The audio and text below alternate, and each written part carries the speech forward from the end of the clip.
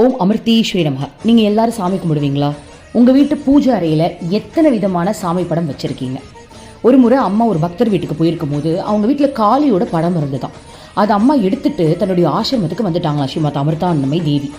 சில பேர் வீட்டுக்கு போகும்போது காளி படம் இருக்குமா, ஆனால் அதை எடுக்க மாட்டாங்களாம்.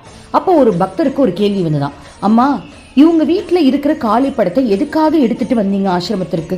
நிறைய பேர் சொல்லியிருக்காங்க, அம்மா சில பேர் வீட்டில் இருக்கக்கூடிய காளியுடைய படத்தை எடுத்துகிட்டு வந்துடுவாங்க. ஆனால் என் வீட்டுக்கு வந்தீங்க, காளியோட படத்தை நீங்கள் எடுக்கலையே, என் வீட்டில் வச்சுட்டு தானே வந்தீங்க, என்ன காரணம் அப்படின்னு கேட்கும்போது அம்மா சொல்கிறாங்க, காளி தேவி இறைவனுடைய ஸ்வரூபம், அவங்க பரம்பொருள். காளி ஒரு பிரம்மமாக பார்க்கணும், காளியை நம்ம இறைவனாக பார்க்கணும், இந்த பிரபஞ்ச பேராற்றலாக பார்க்கணும். அந்த உணர்வோட நீங்கள் காளியோட படத்தை வணங்குனீங்க அப்படின்னா அது உங்களுக்கு நல்லது.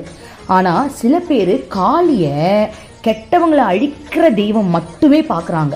ஸோ அவங்கள அறியாமையே காளியை பார்க்கும்போது அவள் அழிக்கிறவ, அவள் இவங்களை கொல்றவ அப்படின்ற தாட்டில் பார்க்கும்போது இவங்களுடைய மனப்பான்மையில் கோபத்துக்கு ஒரு எப்படி சொல்கிறது, அந்த கோபம் இவங்களுக்கு வளர்ந்துக்கிட்டே இருக்குமா. பிரார்த்தனை பண்ணும்போது கூட யாராவது தப்பு பண்ணிட்டாங்க அப்படின்னா, என்கிட்ட காளி இருக்கா, அவள் பார்த்துப்பா அப்படின்னு. நம்ம தான் நிறைய மிஸ்டேக் பண்ணியிருப்போம். ஆனால் நம்ம கண்ணுக்கு நம்ம பண்ண மிஸ்டேக் தெரியாது, மற்றவங்க பண்ண மிஸ்டேக் தான் தெரியும் இல்லையா? அந்த வகையில் காளியை பார்க்கும்போது இவங்களுக்குலாம் என்ன உணர்வு வருது அப்படின்னா, காளி கெட்டவங்களை அழிக்கக்கூடியவ தானே அப்படின்ற மனப்பான்மையிலே பார்க்கும்போது அவங்க கடவுள், இவங்க பிரம்மம், பிரபஞ்ச சக்தி, காளி தான் கங்கை தேவி, காளி தான் நம்மளுக்கு மழை தராங்க, காளி தான் நம்மளுக்கு தண்ணி தராங்க, காளி தான் நம்மளுக்கு காற்று தராங்க. அந்த மாதிரி இறைவனை கடவுளா, அதாவது இந்த பிரபஞ்சமாவே பார்க்கணுமா. காளியை மட்டும் இல்லை, எல்லா கடவுளையும். ஆனால் சில பேர் காளியை வெறும் கொள்றவங்களா பார்க்கறதுனால இவங்களுக்கு அந்த கோப மனப்பான்மை ரொம்ப அதிகரிக்கிறதுனால அது குடும்பத்துக்கு நல்லது கிடையாது. ஏன்னா நம்மளுக்கு எப்பவுமே மைண்ட் செட் தான் இல்லையா? நம்ம ஒரு விஷயத்தை பார்க்குறோம், கடவுளை பார்க்கும்போது நம்மளுக்கு நம்ம மைண்ட் செட்டில் என்ன தோணுது, ஓகே இவங்க தான் அழிக்கிறவங்க. போய் இப்போ ஆஃபீஸ் போகிறேன், என் மேனேஜர் ஒருத்தர் திட்டுனா, என் காளி பார்த்துப்பா அவன் இருக்கான் பாருன்னு சொல்லிட்டு காளிக்கிட்டே பிரார்த்தனை பண்ணுறது, அது தவறு இல்லை, அது ஒரு தவறான வழிபாடு. என் மேலே மிஸ்டேக் இல்லை, இன்னொருத்தவங்க மேலே தான் மிஸ்டேக் இருக்குன்ற மனப்பான்மையும் வளரும்.